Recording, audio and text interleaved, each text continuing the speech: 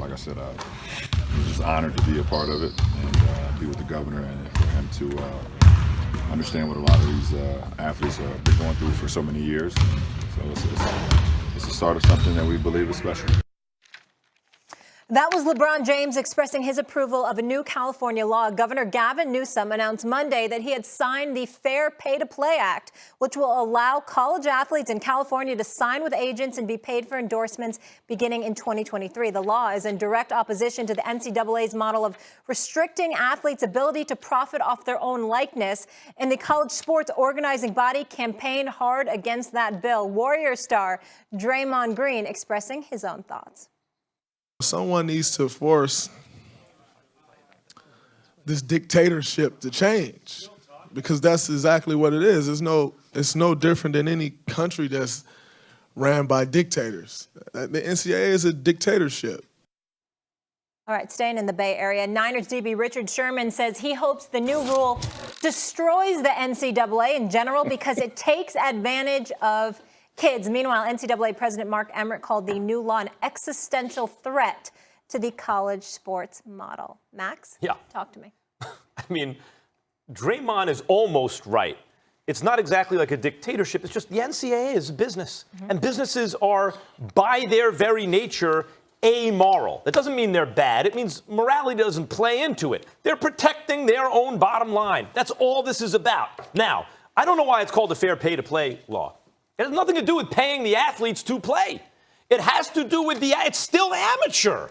The athletes are not getting money for their work on the court, but they are allowed to profit from their own likeness. Imagine that. Right now, the business of the NCAA profits off the players' likenesses, off their work. This is absurd. I understand the argument that when you point the camera at something, you're doing it like college sports. It's because people like it. People like the purity of amateurism and all those things in the school spirit. I get that. But once you point that camera and start running ads and making money, and the university's making money, and we're making money, everyone's making money except the students, why do they feel the need for such tight control? You don't have to give the students any money. They just can go make money on the side. You can play in the school band and still sign a record contract, let alone sell something out of the trunk of your car. Like, you can't make money, none of the school's business, by yourself. It's outrageous. Now, does this pose an existential threat to the NCAA? You're damn right it does. The NCAA may have outlived its purpose if it ever truly had one. They will either get out in front of this and evolve, or they will cease to exist, and soon. And I would say good riddance. You're right in every single word that you just uttered. There's no disagreement coming from this way. I don't think anybody with sense would disagree with a word that you just said, Max. But I think that you missed something in terms of why would the NCAA have a problem with this? Yes, by virtue of being a business, it's amoral, and you get as much as you can while limiting those from getting as much as they warrant. We get all of that. There's a other side to this that has not been addressed, so I'll address it. Understand that even though the athletes aren't getting paid per se by the universities, they're allowed to profit off of their own likeness. And my God forbid, what a sacrilegious thing that is in a capitalistic society, for crying out loud. How dare they? Okay, here's the biggest point that everybody's missing. It opens the door for them ultimately to have representation while they're in college.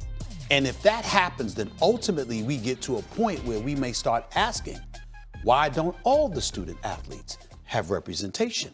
Because if you recall, that athlete at Northwestern, I forgot his name years ago, was looking to somewhere, I don't know if it was unionized. He was looking to unionize or whatever. Yep. And obviously you had the coach. Benefits. The coach spoke out. You had others speaking out trying to knock that down.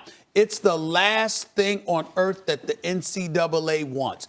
They don't want the student athlete to sit up there and have representation, because if that happens, all of a sudden everything comes into play. Antitrust laws, you never know how that's going to work against you. It gets very complicated, but you know where I'm going with it.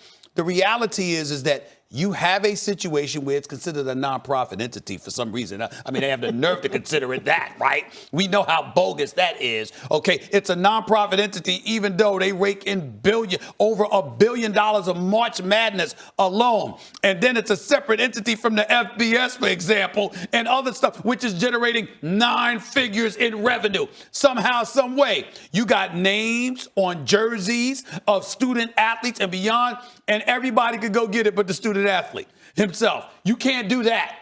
And they talk about equal opportunity, but again, they're the ones benefiting from it. It's clearly hypocritical. We all get that. But ultimately, what this comes down to is stopping the student athlete from getting representation and turning this in to the business it truly is on both sides. They don't mind it being business for them, but they want to hide behind a veneer of amateurism to get away with all the stuff that they can get away with, tax benefits and beyond.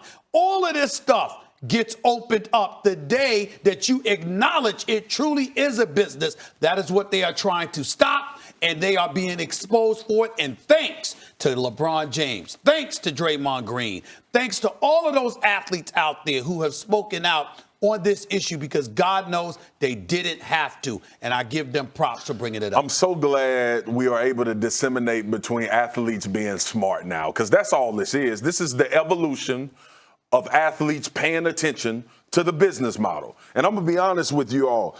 2001 to 2005, I was in college. I never one time thought about how much the NCAA was making. Never one time thought about how much we made at an LSU football game, how much you made in concession, how much those jerseys made. Not one time did I ever think about it. What the NCAA missed was the fact that the minds of these athletes were now being influenced with an influx of technology that wasn't readily available to a lot of generations before them. So all they do now is understand the business model of what the NCAA is. So to both of you all's point, here's the thing for me, though, foundationally. Like, if we want to dumb it down and make it plain for a guy like myself, the ability for you to make money off who you are should be foundational.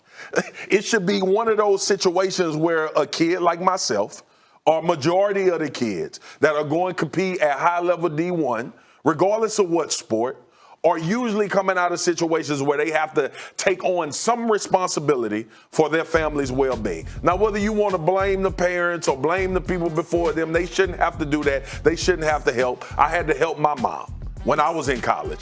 And just the sheer ability to be able to do it would have been nice. Max, I'll give you the last word, but I want to say this. The reason why I bring up the names of players and why it's so incredibly, incredibly important. LeBron James, if you think about endorsements and beyond, he's worth over $500 million. If you think about Draymond Green, you want signed for $85 million, you just signed a $100 million extension. You got cats that are getting paid, and they didn't forget. LeBron never went to college. Never. But he talked about, but he didn't just support Gavin Newsom signing this into law in the state of California and then just bring him on the show to shop. What he did was, when he spoke to the media, he highlighted what would have happened had he gone to college, how arenas would have been sold out, how they would have been profiting off of it. So he's showing, like you said, the acumen of his business acumen, but also their consciousness. The fact that they got paid and they didn't forget these cats on a come up is a very, very big deal. My daughter's school went to the curriculum night, and one of the things they do is in one of the classes they teach kids, which is important nowadays, how to understand when they go online, websites with credible information and propaganda, basically. And one of the questions the kids are taught to ask themselves is, who does this information benefit? If they're trying to form my opinion, what is it? I want everyone to listen to Emmert's words very carefully. And Dan Wetzel at Yahoo Sports brought this up, I thought, very well in his column this morning. Jay Billis tweeted a link to it this morning. When you hear things like athletes from Olympic sports will not, the money is going to dry up for them. There'll be fewer opportunities because basketball and football, right, they generate so much revenue.